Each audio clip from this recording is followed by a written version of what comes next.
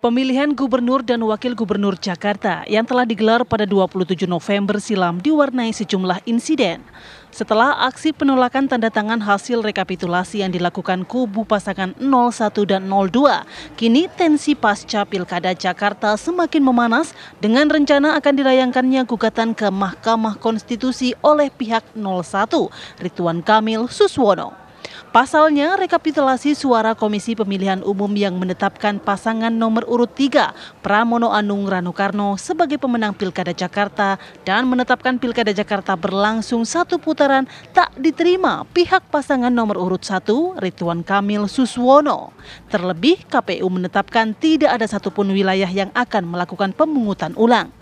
Sejumlah alasan diutarakan kubu RK Suswono terkait mengapa pihaknya akan menggugat Pilkada Jakarta ke Mahkamah Konstitusi.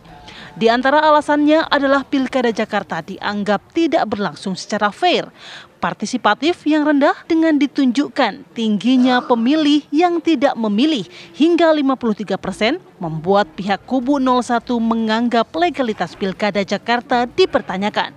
Lantas, akankah rencana gugatan tim pemenangan pasangan Ridwan Kamil Suswono ke Mahkamah Konstitusi berbuah manis? Tim TV One mengabarkan.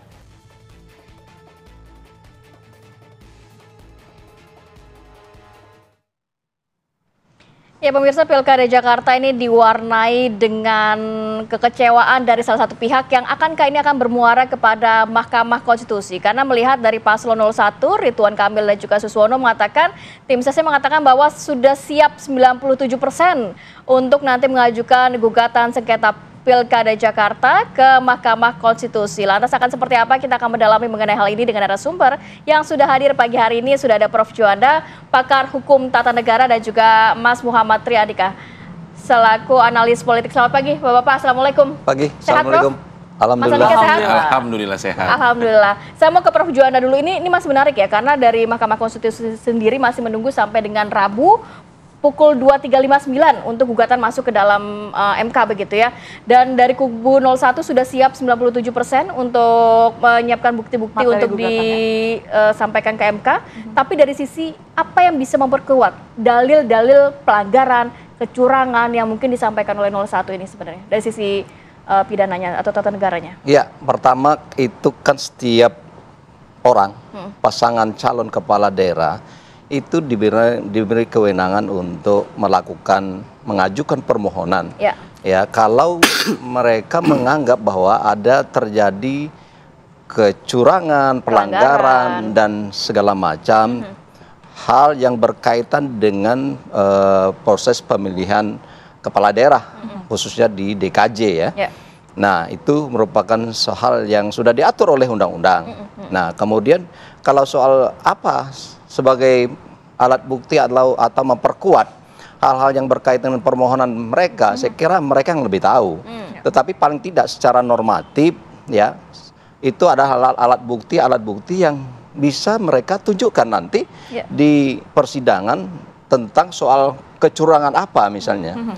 Tapi yang perlu saya tegaskan di sini, memang wewenang MK itu sebagaimana di dalam pasal 156, 157 Undang-Undang 10 2016 mengatur tentang soal ya apa yang diajukan ke sana, yaitu soal sengketa hasil gitu loh. Nah, ini nanti biarlah MK yang memeriksa, mengadili apakah nanti ada hal-hal yang tidak berkaitan dengan sengketa hasil, misalnya soal pelanggaran proses, pelanggaran administrasi. Ini mungkin muaranya semua dimasukkan ke dalam dalil-dalil mereka nanti.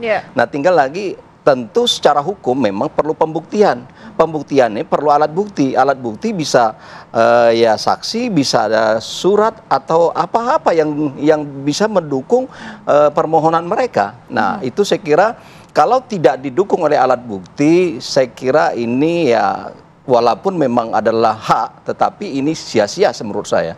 Nah, ini yang saya kira perlu ditekankan, tetapi dalam konteks biasanya yang sidang di MK itu semua dalil-dalil menurut tim hukumnya pasti, oh kami memiliki alat bukti yang kuat, dan seterusnya. Tentu ini diadu nanti alat bukti antara alat bukti pemohon dengan alat bukti yang termohon, termasuk yang terkait dalam hal ini ya pasangan 03 dalam 03 ya terkait ya. Termasuk Bawaslu juga nanti menjadi terkait. Prof, tadi kenapa dikatakan ini sebenarnya walaupun hak tapi kok sia-sia? Begini, maksud saya ini kan hak untuk mengajukan setiap permohonan itu kan sudah diatur oleh undang-undang ya. Siapa yang melihat, menganggap, menilai ada kecurangan atau ada hal yang tidak sesuai dengan mekanisme atau hal-hal yang berkaitan dengan hasil sengketa hasil ini, tentu dia berhak untuk mengajukan. Nah, tetapi yang saya bilang sia-sia kalau itu tanpa didukung dengan alat bukti. Ya, jadi harus memiliki alat bukti yang kuat ya. Ya, alat bukti yang kuat. Hanya misalnya begini ya, kadang-kadang kita melihat tim hukum itu memang meneliti, mengidentifikasi alat bukti mana yang bisa menjadikan sebagai senjata pamungkasnya dalam rangka memenangkan pertarungan ini kan, atau permohonan ini. Nah, biasanya ketika kalau kita melihat tim hukum yang proporsional, maka tidak asal mengajukan. Tetapi kalau memang asal mengajukan, misalnya itu yang saya katakan sia-sia. Tetapi saya yakin ya, dalam konteks ini mereka tidak akan mau sia-sia. Mereka berjuang. Pasti mengumpulkan alat bukti yang sangat kuat begitu untuk pasti. Nah, tapi kita ingatkan, coba secara profesional jangan asal masukkan permohonan tetapi sudah tahu bahwa ini akan dibantah secara mudah oleh lawan misalnya.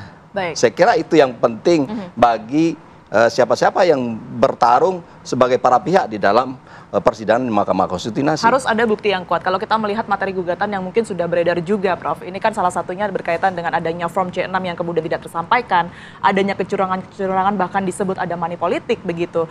Kemudian juga rendahnya partisipasi pemilih dari warga Jakarta. Apa yang kemudian ini paling dibutuhkan untuk mengumpulkan bukti terkuat tersebut, Juanda?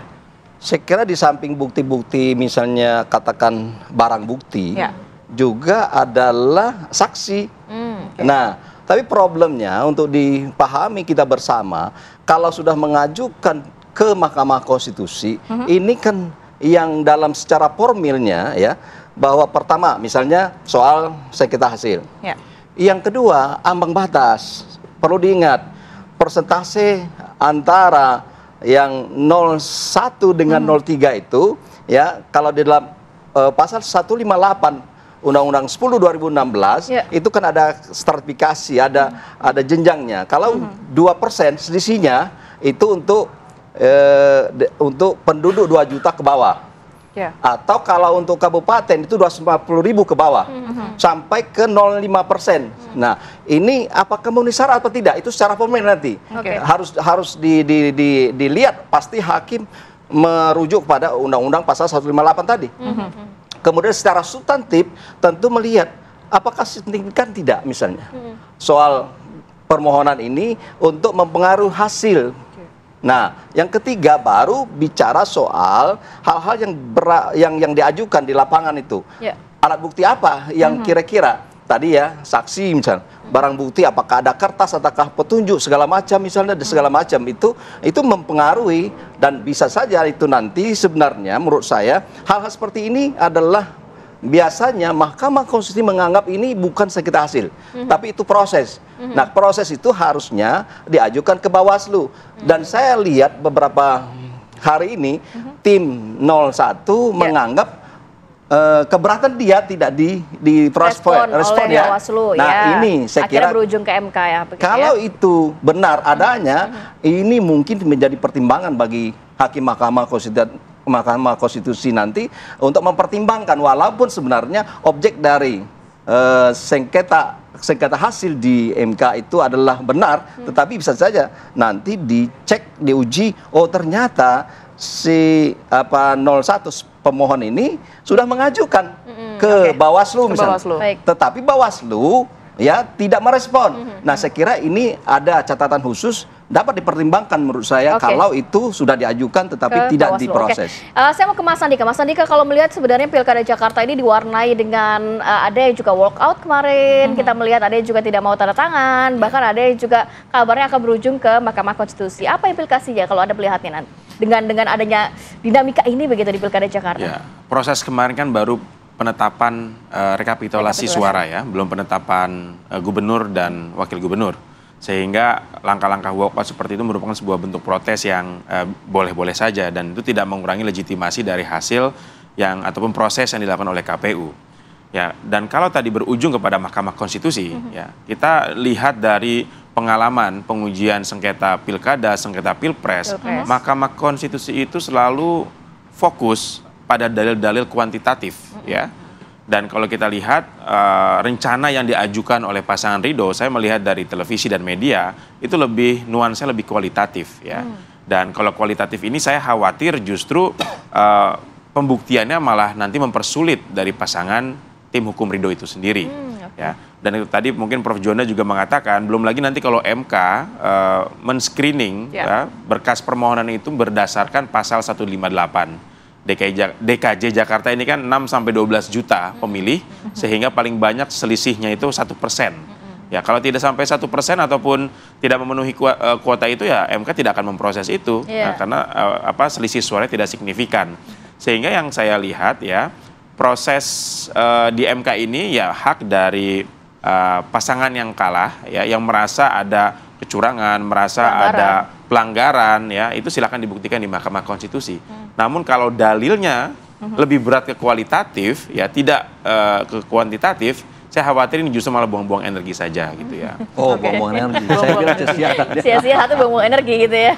Tapi Anda sendiri melihat peluangnya seperti apa, Mas? Kalau misalnya kita melihat data-data selama jujur, ini. kalau saya amati dari bangunan argumentasi yang disusun oleh pasangan Ridho ini sangat lemah sekali gitu ya. Kalau tadi Mbak mengatakan bahwa salah satu yang ditekankan adalah tidak dikirimkan formulir C6, undangan. Bagaimana di mahkamah bisa membuktikan orang tidak mau datang, tidak akan datang, tidak mau pilih itu merupakan hasil dari suatu upaya terstruktur, sistematif dan masif gitu ya.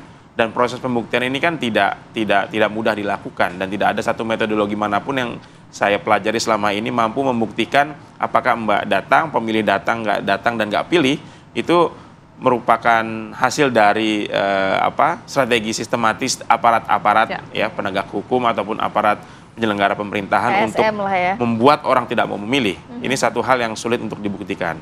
Dan kalau partisipasi yang rendah itu juga tidak mengurangi legitimasi dari proses pemilu itu sendiri ya, karena tidak ada satu undang-undang pun dalam undang-undang pemilu, undang-undang pilkada yang mengatakan kalau partisipasi lebih rendah daripada sekian maka hasilnya tidak legitimate gitu ya. Kecuali kalau partisipasi itu dihambat oleh aparat atau tidak boleh datang, itu baru ada undang-undangnya, ada pidananya. Tapi kalau memang karena masyarakat sendiri yang enggan untuk datang, itu tidak bisa begitu ya? Itu hak. Ya misalnya KPU ataupun pemerintah ataupun instrumen negara menyelenggarakan event besar di saat pemilu atau pilkada ini sehingga orang beralih ke situ daripada ke ballot station, ya itu sistematis. Tapi mungkin menjadi pertanyaan karena memang partisipasi di pilkada kali ini memang dalam sejarah sangat rendah dibandingkan pilkada-pilkada Jakarta lainnya begitu ya? Betul, dan ini menurut saya merupakan satu hal yang perlu dievaluasi oleh para pengambil kebijakan tentang keserentakan pemilu. Ya, energi yang digelontorkan lebih besar setelah pilpres dan pemilu legislatif, apakah pilkada serentak ini efektif atau tidak gitu ya.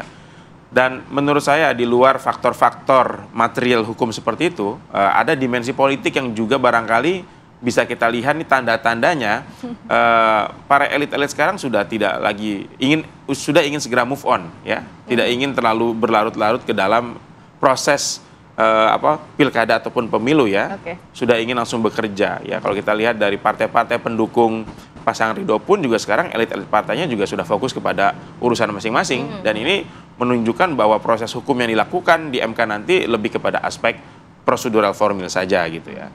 Oke, ini Mas benar sekali ya. Nanti kita akan lanjutkan lagi di segmen berikutnya. Khususnya kalau melihat Pilkada Jakarta ini sangat unik karena pemilihnya juga pemilih rasional begitu. Betul. Mas Andika. Kemudian beberapa kali pilkada diselenggarakan, nampaknya yang surveinya di awal ini rendah justru menjadi pemenangnya begitu ya. Kita akan mencermati sedikit mengenai hal itu. Kita akan kembali saat lagi, tetap bersama kami. Anda kembali di Apa Kabar Indonesia Pagi, pemirsa. Langsung saja saya ingin ke Prof. Juanda. Prof, kalaupun nanti diterima oleh MK begitu ya, yang saat ini disoroti oleh masyarakat adalah bagaimana kemudian ini bisa memastikan independensi dari hakim. Mengingat kita ketahui bersama bahwa Hakim Konstitusi Anwar Usman ini kan juga memiliki hubungan ya dengan Wakil Presiden begitu. Nah, ini untuk memastikan kalau melihat komposisi dan juga konfigurasinya seperti apa, Prof? Ya, saya kira begini ya, kalau hanya 1 orang ya dibanding 8 orang, mudah-mudahan 8 orang ini tetap tegak berintegritas misalnya, saya yakin tidak akan terpengaruh. Dan ini paling-paling ya kalau kita lihat itu adalah dikhawatirkan untuk seandainya dari Sumatera Utara masuk ke MK, kan ada kaitan itu kan, itu yang mungkin maksud Mbak itu ya. Nah, saya kira ya itu perlu dikawal memang, pengawalannya dari pers, dari masyarakat tentu, dan mungkin pembelajaran di masa lalu. Ya, apa mau yang kedua kali misalnya, nah ternyata terbukti nanti dia cawe-cawe atau bermain-main secara non hukum tentunya ya, non hukum itu bisa politik, bisa ekonomi, bisa dan lain-lain ya. Nah, saya kira ya bisa saja itu nanti mendapatkan sanksi kalau itu terbukti misalnya melanggar kode etik dan melanggar daripada. Nanti bentuknya akan seperti apa? Pemungutan suara ulang kah atau apa, Prof? Tergantung pada case yang dibuktikan di Mahkamah Konstitusi. Kalau terbukti misalnya ada memang terstruktur ya, sistematis, masifnya itu ada di sebuah daerah, katakanlah kita tidak membicarakan soal satu daerah, maka akan terjadi PSU atau memang apa yang bisa dibuktikan oleh para pemohon, katakanlah para itu beberapa, karena banyak sekali ya, kita dengar 150-an kalau tidak salah yang mengajukan ke MK, maka tergantung. Seluruh Indonesia ya itu ya. Tapi menurut saya dari sekian banyak, tidak banyak nanti yang bisa dikabulkan. Prof, tapi kalau berbicara mengenai Jakarta sendiri, ini kan selisih suara sebenarnya jauh ya, sekitar 10%-an. Apakah nanti kalau memang diterima oleh MK akan cukup mempengaruhi begitu? Nah, itu di dalam pasal 156 ayat 1, 2 itu jawaban di sana. Karena di sana adalah yang signifikan dan dapat mempengaruhi ya penetapan suara calon misalnya. Nah, kira-kira kan dari segi formil tadi kan kalau Jakarta itu yang seperti yang Mas Andika katakan tadi sesuai dengan pasal 58 ayat 3 itu kan, itu kan 1% harusnya kalau kita lihat. Nah, kira-kira ini kan jauh sekali ya. Nah, ini nanti bisa jadi kalau soal sengketa hasil secara formil tidak memenuhi ketentuan undang-undang pasal 158 ayat 3 itu ya. Nah, tetapi yang kita harapkan, yang mungkin ya kita ingin lihat nanti di Mahkamah Konstitusi adalah apakah ini adalah tadi secara kuantitatif kan tidak ada ya, secara kualitatif misalnya. Tidak ada masalah menurut saya kalau kualitatif itu bisa dibuktikan oleh mereka ya, tetapi yang kira-kira yang substansinya menyangkut soal sengketa hasil. Nah, oleh karena itu kembali kepada pertanyaan tadi, dengan tidak melarang hak orang untuk mengajukan hal itu kepada Mahkamah Konstitusi, tetapi secara formil menurut saya melihat dari angka yang ada itu sudah tidak memenuhi syarat ya.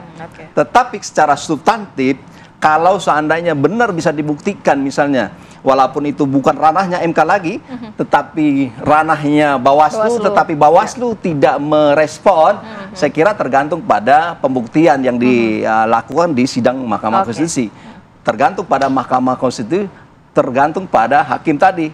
Nah, kita minta hakimnya integritas, objektif, dan berikanlah keadilan untuk semua pihak. Saya kira itu. Baik, saya ingin ke Mas Andika. Tadi memang sudah disebut ya, bahwa memang kalau dilihat saat ini mungkin bisa jadi peluangnya kecil begitu, tapi kalaupun nanti diterima begitu oleh MK dan akan terjadi pemungutan suara ulang misalnya, apa dampaknya terhadap pemilih kalau Anda melihatnya? Ya, kalaupun terjadi pemungutan suara ulang ya, pasti MK juga akan mengkalkulasi seberapa signifikan suara di tempat-tempat yang dilakukan PSU itu mampu mempengaruhi hasil akhir dari pilkada itu sendiri gitu ya. Jadi saya tidak melihat MK akan secara ujuk-ujuk gitu ya, gegabah menyelenggarakan PSU di titik-titik tertentu gitu. Karena akan mempertimbangkan juga sesignifikan apa perubahan PSU tersebut mempengaruhi landscape suara akhir. Yang kedua, menurut saya ini bagus ya, apapun nanti hasilnya di MK, ini sebuah pelembagaan demokrasi yang patut diteruskan, dilanggengkan, karena konfliknya menjadi lebih terlembaga. Konfliknya tidak terjadi di luar arena, konfliknya terjadi semua di dalam arena. Dan yang ketiga, catatan saya adalah bagaimanapun ya dalam studi politik, keputusan hukum itu merupakan keputusan politik juga, gitu ya. Kita lihat dari berbagai macam perspektif gitu ya, pasti ada faktor-faktor non hukum itu sendiri yang mempengaruhi setiap keputusan hukum yang diambil. Dan pilpres, beberapa keputusan pilpres ke belakang juga mengindikasikan hal itu. Politik ya. Dan saya melihat kalau untuk konteks pilkada saat ini, pilkada Jakarta saat ini, siapapun kandidat yang menang, bahkan saat ini Pramono dan Bang Rano yang menang, yang secara garis politik itu berseberangan dengan pemerintahan pusat, itu tetap, saya melihat tetap bisa berkomunikasi. Dan pemerintahan pusat juga to some extent memiliki tingkat kenyamanan tersendiri, bisa menerima lah terhadap pasangan yang diusung dari garis politik yang berbeda, gitu ya. Jadi saya melihat dari konteks itu, bukan berarti tidak akan satu jalan dengan pemerintah pusat. Iya, bukan berarti Anda berbeda garis politik tidak akan sejalan dengan agenda-agenda pemerintah pusat ya. Saya melihat hal itu menjadi variabel juga yang akan mempengaruhi bagaimana proses di MK itu akan berjalan. Kalau publik banyak menduga ini apakah akan ada intervensi karena Pak Jokowi sendiri berada pada kubu Ridwan Kamil dan paman Mas Gibran juga masih ada di hakim sebagai hakim gitu ya. Tadi saya mendapat kesan Prof Juanda ingin mengarah ke situ gitu ya. Tetapi saya melihat level kepentingan dari struktur negara ataupun pemerintahan pusat hari ini terhadap proses yang ada di MK itu sendiri tidak begitu kencang gitu ya, karena siapapun kandidat yang menang mereka tetap akan bisa mengakomodir program-program pemerintah pusat. Gitu. Tapi kalau mencermati dari Pilkada Jakarta sendiri emang agak unik ya, dari sisi Mas Andika mencermatinya seperti apa sih? Apakah memang pola-pola seperti ini juga biasa terjadi di Pilkada sebelumnya? Ya biasanya surveinya tidak begitu tinggi, akhirnya menjadi pemenang, dan pemilih-pemilih Jakarta ini kan lebih rasional begitu. Ya, karena memang setiap pilkada itu ada efek kejutnya ya, dan Pilkada Jakarta salah satunya memberikan efek kejut tersendiri. Pramono Anung yang tidak pernah berkampanye secara politik untuk kontestasi politik apapun, tiba-tiba maju pilkada. Tapi terbalik dengan Banten ya? Iya, efek kejut kedua. Banten menjadi efek kejut kedua ya, setiap pilkada punya kejutan masing-masing. Jadi faktor figur ya, faktor figur itu juga mempengaruhi Pilkada Jakarta yang pemilih rasional gitu ya. Kalau di Banten itu kan saya melihat ada faktor non politik, faktor politik lain yang lebih signifikan ketimbang faktor figur gitu ya. Dan ini juga bagus menurut saya secara politik ya, Jakarta ini meskipun menjadi salah satu hotspot panggung politik ya, tetapi kalau secara voters ini kan hanya 8 juta sampai 10 juta. Tidak terlalu besar dibandingkan Jawa Barat, Jawa Tengah, Sumatera Utara gitu ya. Bukan menjadi satu basis lumbung suara untuk di level nasional, sehingga Jakarta dibiarkan untuk bisa berkontestasi secara lebih terbuka, itu menurut saya bagus bagi pemerintahan hari ini gitu ya. Baik, mengingat sebelumnya ini ada 4 juta ya, kurang lebih 4 juta warga Jakarta yang tidak memilih, begitu kalaupun nanti akan PSU, apakah itu juga turut mendorong keinginan para pemilih ini untuk melakukan PSU, pemilihan ulang, atau akan justru lebih naik angkanya ya? Saya tidak punya data tepatnya, tapi ini rasa-rasanya justru menurun karena pilkada serentak saja itu sudah animonya merendah Mbak ya, apalagi diminta untuk PSU kembali. Dan masyarakat juga melihat tidak signifikan hasilnya pun ketika nanti dilakukan oleh PSU. Mungkin ini saya mau klarifikasi, jangan sampai nanti kalau Mas Andika tadi saya tertarik itu. Setiap keputusan hukum dipengaruhi oleh politik, benar. Tapi kita minta dalam konteks putusan di Mahkamah Konstitusi jauh tidak dari... ada unsur politik. Ya, itu. Harapannya seperti itu ya pastinya ya. Dan kita nantikan apakah Pilkada Jakarta akan bermuara ke MK, karena MK juga masih menantikan sampai dengan Rabu 23:59 begitu ya. Besok ya. Terima kasih banyak Prof Juanda dan juga Mas Andika pagi hari ini. Sehat selalu. Assalamualaikum. Waalaikumsalam. Ya pemirsa, BMKG prediksi cuaca ekstrim melanda Indonesia hingga April 2024. Informasinya akan kami hadirkan usai jeda. Tetaplah bersama kami di Apa Kabar Indonesia Pagi.